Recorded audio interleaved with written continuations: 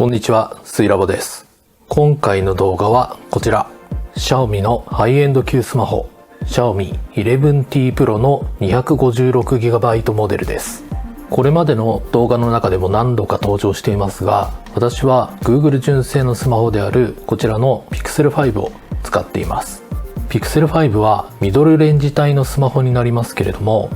私自身はあまり負荷のかかるゲームとかをスマホでやるっていうことはないんで、特に問題ないかなと思っていたんですけれども、1年ちょっと使った結果、ちょこちょこと不満に感じることが出てきました。具体的に Pixel 5に感じている不満としては、Twitter やブラウザを使った時の引っかかり、指紋認証の感度、電池持ちといったあたりです。Twitter やブラウザ使用時の引っかかりについては、毎回必ず起きるっていうわけではないんですけれども、Twitter のタイムラインの画像が表示されなかったり、他の人のプロフィールに飛んだ時に表示されるまでに20秒くらいかかることもあります。またブラウザでも画像が表示されないことや10秒くらいプチフリーズするようなことがあります。実際致命的な問題っていうほどでもないかもしれないんですけれども、使ってると結構ストレス感じるんですよね。続いて指紋認証の感度ですが、これも毎回ではないんですけれども、指紋認証が一切反応しないことがあります。Pixel 5は背面での指紋認証なんですけれども、ここを登録した指で触ると一瞬ブッとなって認証がされます。で、登録してない指だとブブッとなるんですけれども、どの指で触っても何の反応もしないという時があります。一定回数指紋認証を失敗すると、しばらく経ってからやり直してくださいみたいな感じで指紋認証が反応しなくなると思うんですけれども、しばらく触っていないのにそれが起きているような感じです。そうなった時はしばらく放置していると治ったり、端末を再起動すると治ったりってするんですけれども、面倒ですよね。あと電池持ちに関してですけれども、私は普段在宅勤務なので家の中での使用がほとんどです。よく使うアプリは Twitter、ブラウザ、軽めのゲームくらいになりますが、それでも夕方ぐらいには電池残量が 50% を切ってしまっています。仕事が終わってからの方がスマホをよく使うので、日中どこかのタイミングで一度充電をして使っている感じです。そんな感じでPixel 5に不満が出てきたので、もうちょっと処理能力の高いスマホが欲しくなったわけです。で、調べてみたら Xiaomi の 11T Pro が性能が高い割には安いという評判だったので、こちらを購入してみました。私の困りごとが全て解決できるかはしばらく使ってみないとわからないので、今回は開封とセットアップ、あと軽く触ってみた感じの比較をしてみようと思います。はい、それでは開封していきたいと思います。やっぱり新しいスマホを開けるのってワクワクしますよね。で、箱を持った感じなんですけれども、結構ずっしりと重いですね。ここ最近のスマホの中では結構箱の中に色々入ってる感じがします。それでは蓋を開けてみます。最初に出てきたのはクイックスタートガイドだったり、保証に関する紙物ですね。それから透明な TPU 製のケース、中華スマホは結構こういうのついてるって話ですけれども、 TPU ケースつけて使う人にとってはこれはありがたいですよね。それから本体ですね。表面にいろいろ書いてありますけれども、108メガピクセルのプログレードカメラ、120W Xiaomi ハイパーチャージ、120Hz の OLED、そしてクアルコムのフラッグシップスナップドラゴン888。ハイエンドなスナップドラゴンは SoC 単体でも1万以上するっていうのを聞いたことあるんで、それでこの価格っていうのは驚きですよね。そうだ、価格を言ってませんでしたが、こちらは PayPay モールで 79,800 円で購入をしました。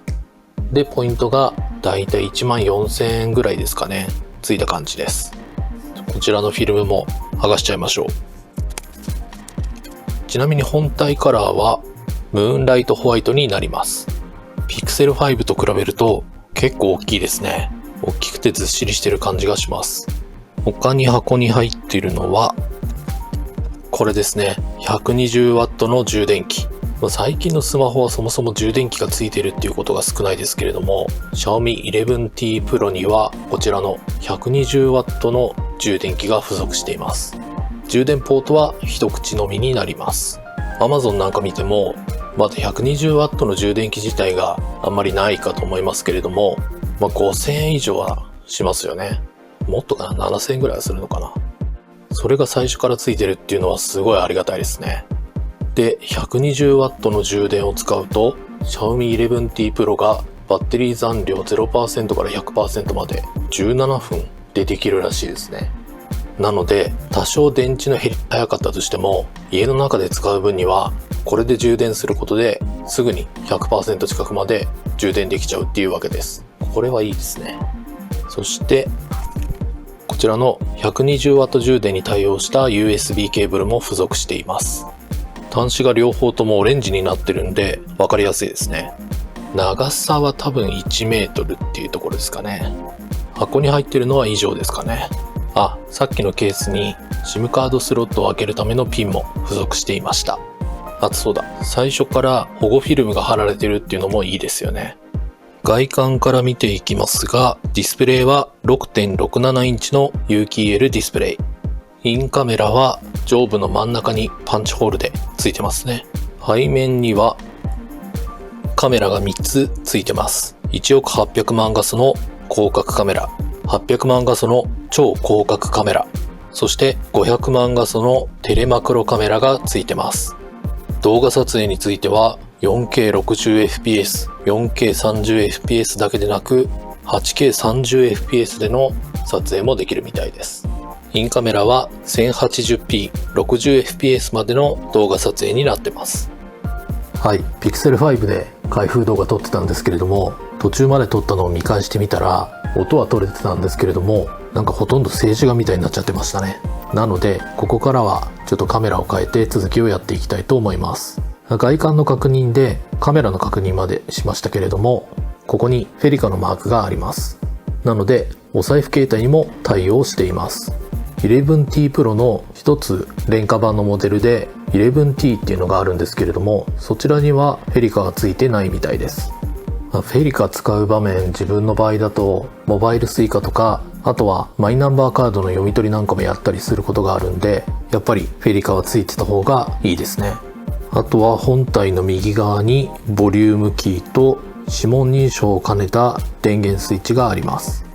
本体左側には何もないです。そして本体の下側には SIM スロットと USB Type-C のポートとスピーカー、あとこれがマイクかな。本体上部にはもう一個スピーカーがあります。で、ここにサウンドバイハーマンカードンって書いてありますね。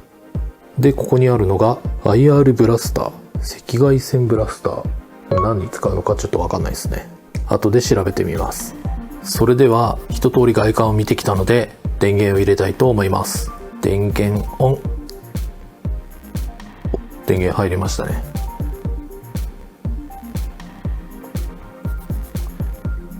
MIUI 12.5 が立ち上がりました。そうだ、Pixel 5で不満に感じていることがもう一つあって、それがタッチディスプレイの感度です。普段自分はこうやって手袋をして撮影をしてるんですけれども、一応この黒い部分がスマホ対応している手袋になっています。なんですけれども Pixel 5の場合はタッチ感度を上げないとこのスマホ対応手袋をした状態での操作っていうのはほとんどできませんでした。タッチ感度変えれば使えるようにはなるんですけれども、その状態で素手で操作するとすっごい変な動きをするんで、素手で操作するときはタッチ感度を戻すんですよね。その切り替えをいちいちしないといけないのがすごいめんどくさかったんですけれども、 Xiaomi 11T Pro の場合はどうですかね。とりあえず今はデフォルトの状態だと思いますけれども、なんか普通に使えそうな感じがします。これ普通に使えると嬉しいな。最初の言語選択ですけれども、最初から日本語が選択されています。地域も日本が選択されてますね。利用条件プライバシーポリシーを読んで同意します。 SIM カードはとりあえずスキップします。ネットワークにはちょっとつないでみようと思います。全然普通に反応するなこれ。いいな。ネットワークにつなぐとスマートフォンを準備していますという表示になりました。ちなみに Wi-Fi マークの下に6と書いてあるように Wi-Fi 6対応になっています。アプリとデータのコピーはちょっと後でやろうと思います。 Google のログインをしてきます。Pixel 5だと全然この手袋してると反応しないんですけど、 11T Pro は素手で操作してる時と同じぐらいの感度ですね。これはいいですね。 Google アカウントの設定が終わったらこちらのパスワードを設定というのが出てきました。せっかくなので指紋で登録してみようと思います。指紋も登録してみようと思います。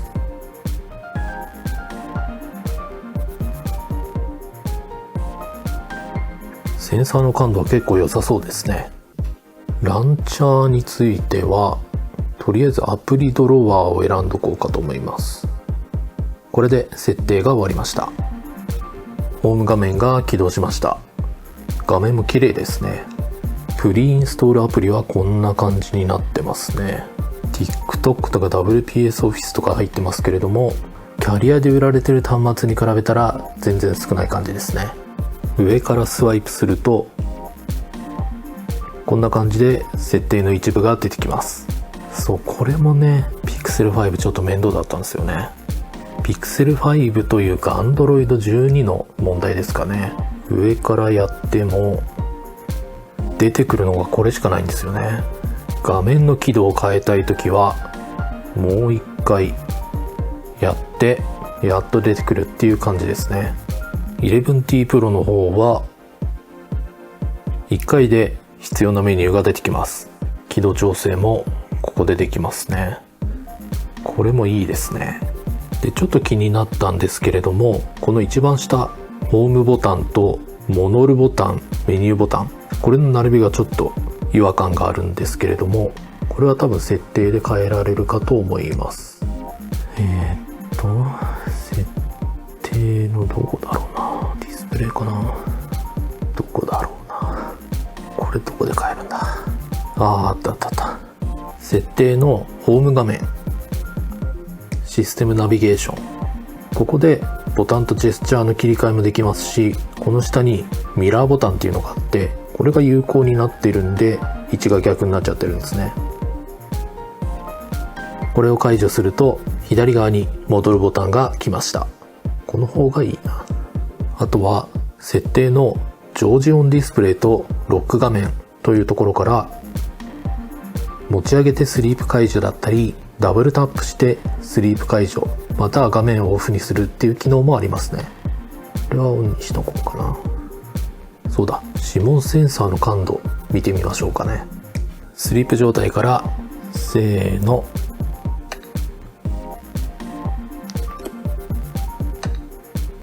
指紋センサーの感度も良さそうですね。続いて充電もしてみたいと思います。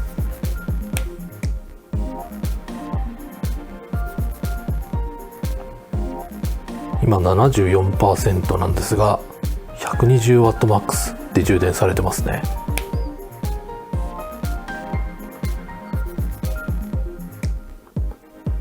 すごい勢いで充電されてますね。充電がすごく早いのはいいんですけれども、やっぱりちょっとケーブルが短いかなという感じがします。専用ケーブルじゃないと 120W で充電できないんですかね。ちょっと手持ちのやつで試してみようと思います。アンカーの 2m のケーブルがあったので、ちょっとこれで試してみます。どうかな。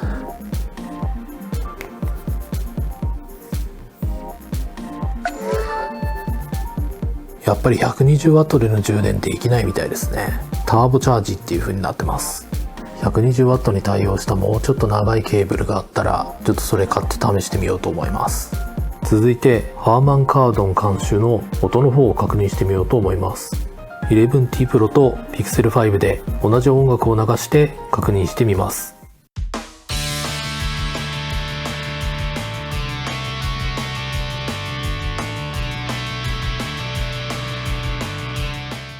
はい、同じ曲でちょっと聴き比べてみました。11T Pro の方が音がいいっていうのかな。あんまり自分は音質とかわかんないんですけど、確実に高音はこっちの 11T Pro の方が出てるかなという感じでした。あと音の広がりみたいなのはある気はしますが、スマホのスピーカーなんでそんなに高音質みたいな感じではないとは思うんですけれども、確かにこっちの方が音はいいかなと思います。Pixel 5も一応ステレオスピーカーだったとは思うんですけれども、上側のスピーカーがなんか画面内スピーカーみたいになってるみたいなんですよね。で、音楽再生してる時に耳を近づけてみると、ほとんどこっちからは鳴ってる感じしないんですよね。こっちの下からしか鳴ってる感じがしなくて、ほとんどモノラルっぽいというか、ちょっとこもった感じの音がしているんで、それがこの画面内スピーカーの影響なのかもしれないですね。こもってるせいなのか、低音は Pixel 5の方がちょっと出てるのかなという感じもしなくもないです。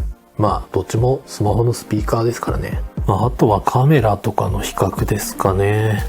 ちょっと動画が長くなりそうなので、カメラの比較とか、あとは処理性能的なところは何日か使ってみてから比較をしてみようと思います。というわけで、今回は Xiaomi のハイエンド級スマホ Xiaomi 11T Pro の開封とセットアップ、そして簡単な動作確認をしてみました。冒頭で挙げた Pixel 5の3つの困りごとがありましたけれども、指紋認証の感度と電池持ちについては 11T Pro にしたことで解消されそうな感じがします。電池持ちに関してはまだちゃんと使ってないので、どのぐらい減るかっていうのはありますけれども、120W の充電の速さ、あれがあれば電池の減りが速くても問題ない気がしています。もう一つの Twitter やブラウザを使った時の引っかかりについては、もう少し使ってみてから確認したいと思います。また困りごとには挙げてなかったんですけれども、手袋をしたままでも問題なく操作できるところだったり、一発でこのメニュー全てが出せるっていうところも 11T Pro にして良かったところですね。特にこの手袋しててもタッチできるっていうのは、これもうしょうがないものかなと思ってたんで、ここは 11T Pro にしても変わらないかなと思ってたんですけど、これが改善されてものすごく嬉しいです。挙げてた3つの困りごとよりもこれが解消されたのが一番嬉しいかもしれないですね。最近 YouTube の撮影とかもするようになってきたんで、この手袋をしてスマホを操作することっていうのがちょっと増えてきたんですけれども、 Pixel 5の時は何か調べ物とかをするにしてもいちいちこの手袋を外さないといけなかったんで、結構めんどくさかったんですよね。以前の動画でスマホを使って俯瞰撮影をするみたいなこともやってましたけれども、スマホで俯瞰撮影する時も録画ボタン押すのにいちいち手袋を外さないとできなかったんですよね。それがなくなったのはいいな。ちなみに一応この手袋は親指と人差し指がスマホ対応っていう風になってるんですけれども、スマホ対応じゃない指でも全然問題なく操作できますね。こりゃいいな。というわけで、こちらの Xiaomi の 11T Pro、思っていた以上に自分にとってはいい機種になるかもしれません。これから使っていくのが楽しみですね。今回確認しなかったカメラの画質だったり処理性能的なところは今後また動画にしていこうと思います。それでは今回の動画は以上になります。このチャンネルでは 3D プリンターや電子工作関連の動画をアップしています。チャンネル登録、グッドボタンいただけるとモチベーションにつながります。またコメントもお待ちしております。それでは次の動画でお会いしましょう。ありがとうございました。